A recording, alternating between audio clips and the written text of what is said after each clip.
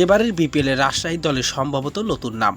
দুর্বার রাজশাহী দলের সম্ভবত আইকন তাওহিদ হৃদয়, সম্ভবত রিটার্ন লিটন দাস, মুস্তাফিজুর রহমান ও রিশাদ হোসেন। কুমিল্লার প্লেয়ারদের ধরে রাখতে পারবে রাজশাহী।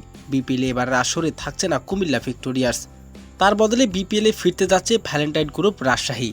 এবারে কুমিল্লার প্লেয়ারদের রিটার্ন করার সুযোগ পাবে কুমিল্লার, পরবর্তী আসতে পারবে রাজশাহী। তবে যেহেতু নতুন 3টি দল আসতে চলেছে, আসন্ন বিপিএলে আইকন হিসাবে দুর্বার রাজশাহীতে দেখা যেতে পারে তাওহিদ হৃদয়কে।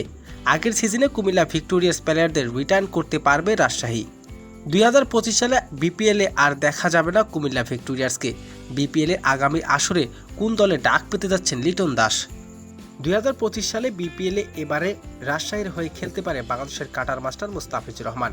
এর আগের মৌসুমে কুমিল্লা ভিক্টোরিয়ার্সের হয়ে খেলেছিলেন তিনি। তবে এবার কুমিল্লা ভিক্টোরিয়ার্স বাদ পড়ার কারণে রাজশাহী দলে যোগ দিতে পারে বাংলাদেশের সেরা আইকন মুস্তাফিজুর রহমান।